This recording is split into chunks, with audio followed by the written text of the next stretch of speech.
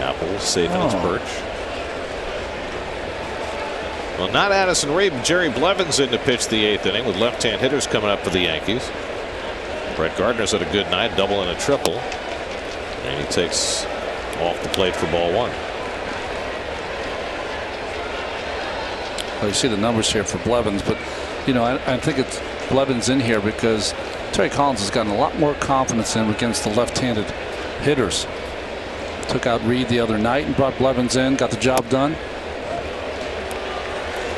Blevins gave up a scratch run in the game yesterday against the Rockies. Bunt hit, a passed ball, a sacrifice bunt, a sacrifice fly. But wound up the winning pitcher when Neil Walker hit a 3-run homer in the next half inning. He's behind on Gardner 2-0. Ellsbury on deck, and then Teixeira. And Gardner takes a strike.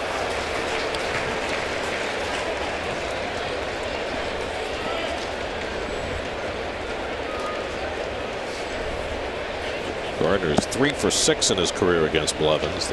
I saw a lot of him when he was in the American League with Oakland.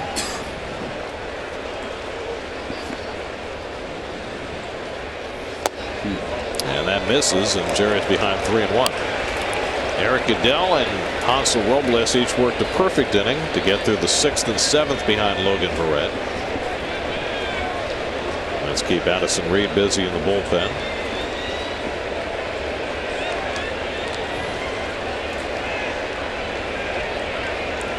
Coming, and that's off the plate, ball 4, and Blevins issues a leadoff walk.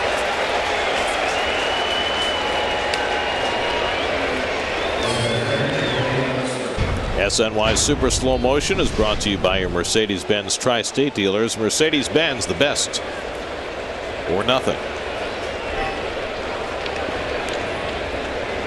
Now it's Ellsbury. Ellsbury's 2 for 3 tonight, doubled and scored in the 4th inning, then singled in a run in the 5th. The Yankees took a 3-1 lead in the 5th. They haven't had a hit since Ellsbury's RBI single in that 5th inning. And a fastball strike, 0-1. It's really been the Gardner and Ellsbury show offensively for the Yankees. They've been on base 5 times out of 7, 3 extra base hits between them. Mark Teixeira, the switch hitter, on deck, then another left-hand hitter in Brian McCann. So we'll see how Terry plays this inning with Blevins on the mound and Reed in the bullpen. Off the plate, a ball and a strike to Ellsbury.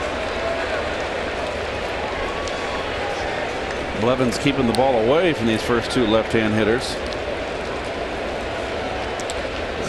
Well, Max Kepler just grounded out in the top of the 8th, going for his 4th home run of the day for the Twins.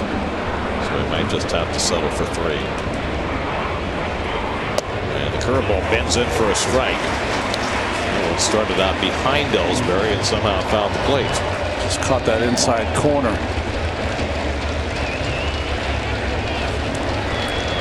Mark Carlson, the home plate umpire, staying with it, giving Blevins the strike. Now it's 1-2.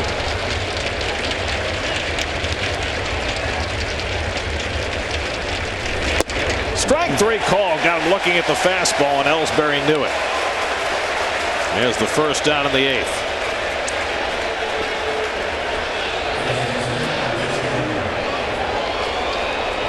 Painting the corners, Jerry Blevins painting on Jacoby Ellsbury.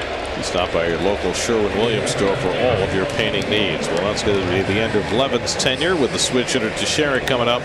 Addison Reed will come in to try and get the final 2 outs in the 8th. 5-3 Mets, 8th inning. Reed coming in. We'll be right back.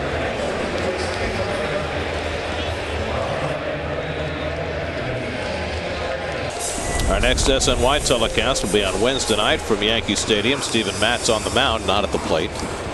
Coverage begins at 6 o'clock Wednesday night right here on SNY.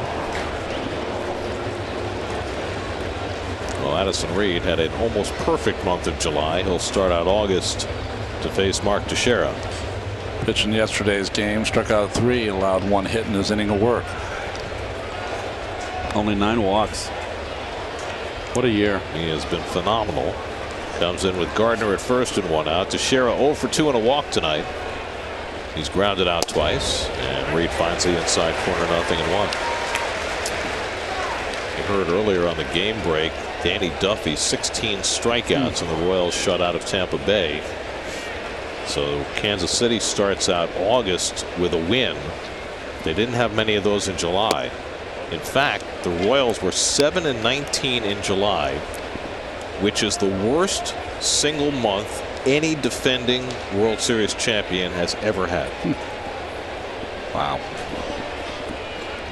And it pretty much took them out of the race.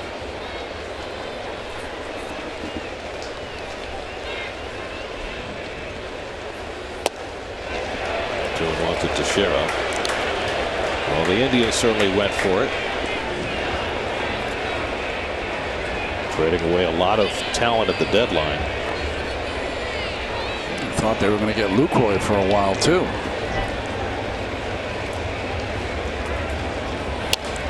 Out of the way, but you know what the Indians also did? They got Brandon Guyer from Tampa Bay today, and to make room for him, the Indians designated for assignment Juan Uribe.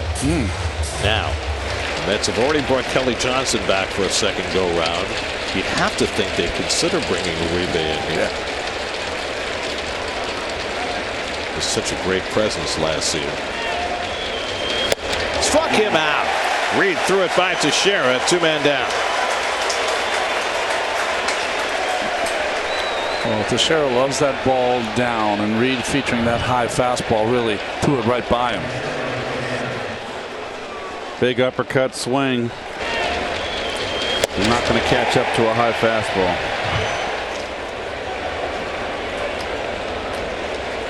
Now Brian McCann is 0 for 3.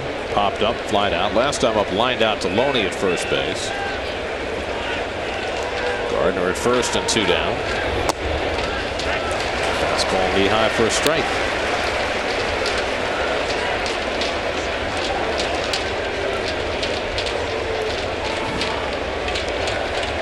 Thunderstruck. They're on display tonight.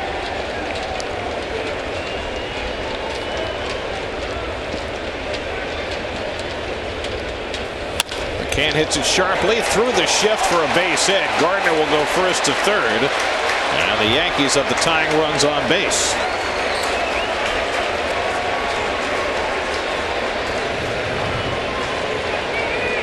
Fastball ripped out over the plate, on top of the plate, and you can see that ball had the outer half of the plate.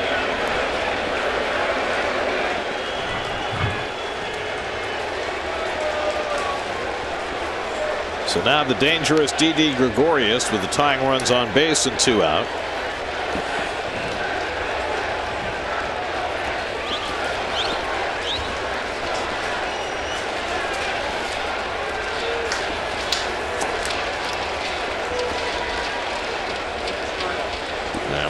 Pinch runner. That's Ronald Torreyes. The run for McCann, carrying the tying run at first.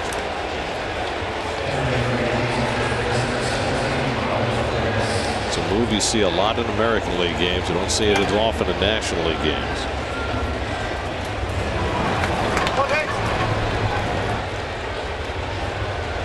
So now Addison Reed will face his former Diamondbacks teammate Didi Gregorius.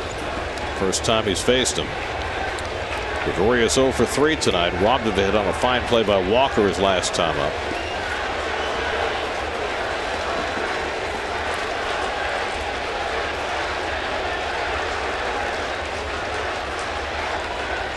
And a good slider to start him off. 0-1.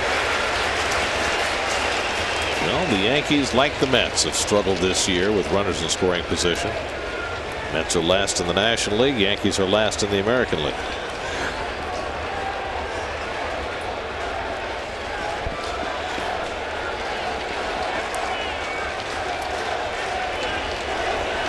And Gregorius again swings over the slider, and it's 0-2. Boy, 2 good sliders from Reed. Got on a pitch we did not see a lot last year. Got on top, got a little down tilt.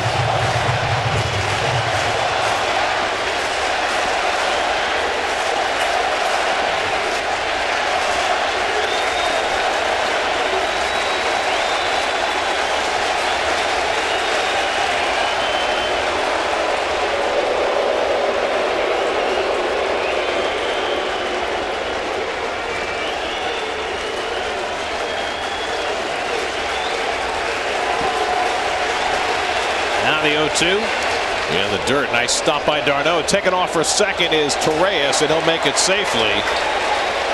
Good base running by Torreyes to move that tying run into scoring position. You are right about that, Garrett. Terrific. And d'Arnaud does all he can do. I mean, he just basically blocks it with his inner thigh there.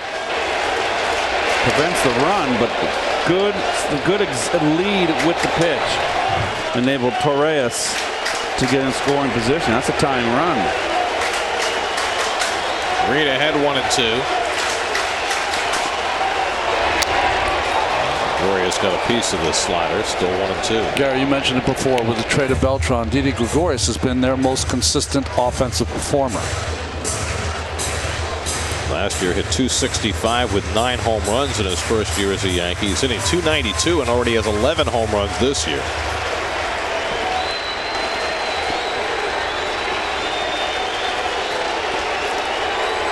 Gardner at third, Torreyes at second. 1-2 coming. Has to move his feet. 2-2.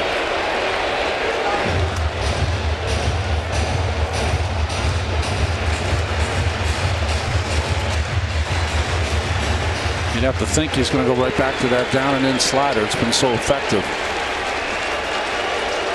Be a test for d'Arnaud to keep that ball in front of him, which he did earlier in the at-bat.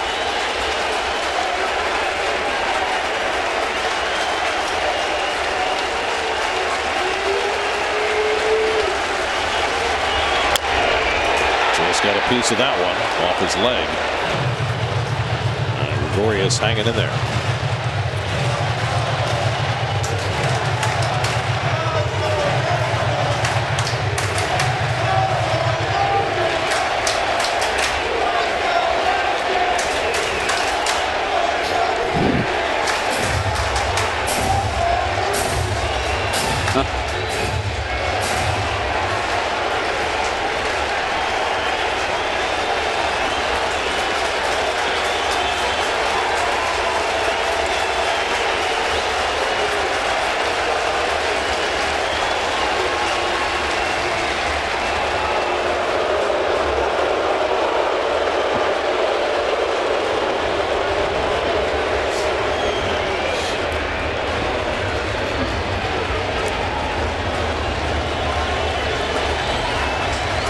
Seventh pitch of the at-bat from Reed to Gregorius. And again, he just got a piece of the slider. Tough turn at bat. Well, he's been pounding him in. One of a fastball away might be something that will put him away. He's got to be very aware of that hard slider down and in, Ronnie. That's all he's been getting. Got a pretty good two-strike approach here so far, though, by Gregorius. Base hit could tie the game. Again, the 2-2. Line the other way. Coming on is Conforto. It'll land in front of him, and the Yankees tie the game. Gregorius takes it the other way, drives in a pair, and it's 5-5.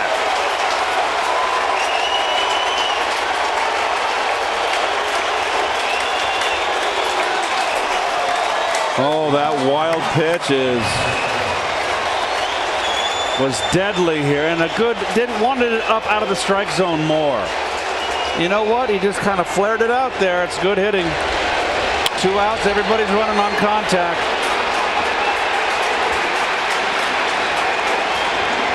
Joe Girardi got Ronald Torreyes in there as a pinch runner. That pays off for him. He comes home with a tying run.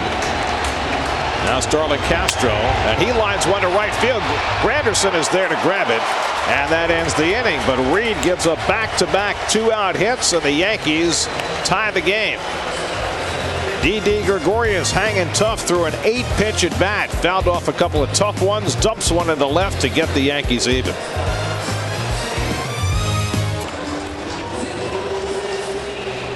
We're going to the bottom of the 8th. Mets and Yankees playing back and forth in the first of this 4-game home-and-home series. Mets led 1-0, trailed 3-1, led 5-3, but Didi Gregorius' 2-run hit in the top of the 8th against Addison Reed got the Yankees back even.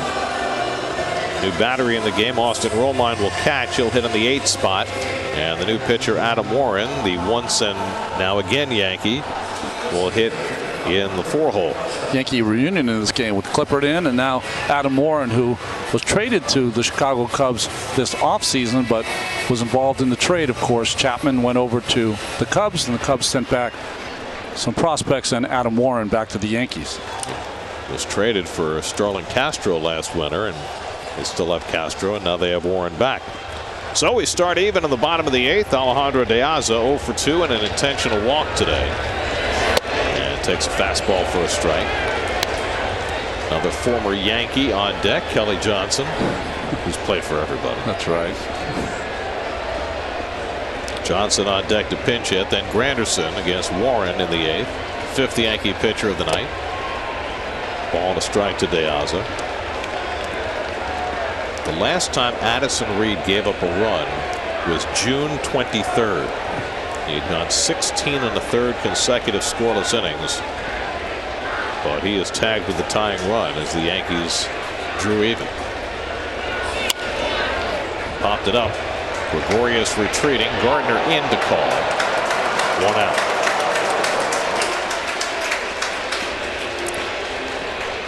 Let's answer our Verizon trivia question. He has to hold the Mets' single-season record for most home runs against the Yankees.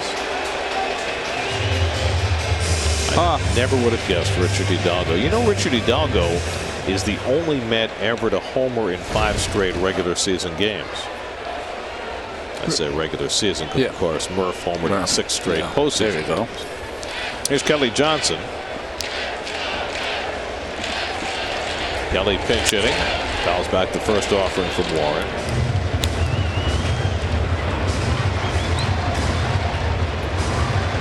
Warren spent most of the year working out of the bullpen in Chicago. They gave him 1 start just to give their rotation an extra day, but things didn't go well for him with the Cubs. Gave up 7 home runs in 35 innings.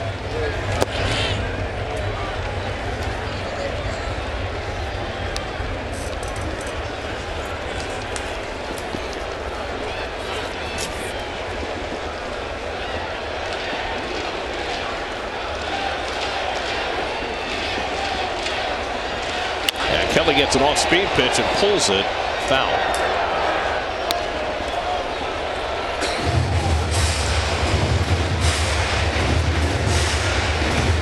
Included with Warren in that trade for Aroldis Chapman with Gleyber Torres. He's the real big prospect. The shortstop, Billy McKinney, and Rashad Crawford. Yankees been piling up the prospects from the Indians for Andrew Miller, from the Rangers for Carlos Beltran. Johnson down on strikes on the high fastball, and Warren has retired the first 2 here in the bottom of the 8th.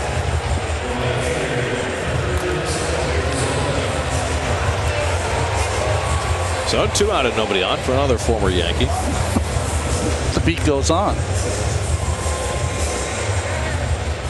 It's like a big reunion fraternity. Well, Jerry's Familia up in the Mets bullpen. He'll pitch the 9th inning. Nats off to a quick early start against Archie Bradley and the Diamondbacks tonight in the desert. Mets will get their turn with the Diamondbacks soon. They've not yet played Arizona this year. Try the nightmare for them this year. Not just the uniforms either. Arizona 19 games under 500.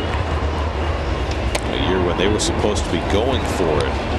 Gave Zach Greinke the big contract, traded for Shelby Miller. But A.J. Pollock got hurt during spring training, and it seems like everything has tumbled down from there. There's always one team that's picked to go all the way. San Diego was 2 years prior, and now they had a fire sale. Winning the winter does not necessarily denote winning a championship. And no matter how many times we learn that, you still get all the blaring headlines in November and December about which team is poised to go and blow everybody away because of their offseason acquisitions. 3-1 now to Granderson. Michael Conforto waiting on deck.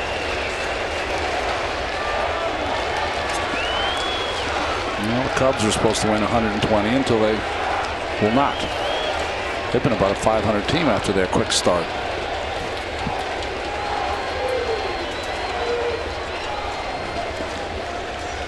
Three-one coming. And Granderson takes a high strike, 3-2.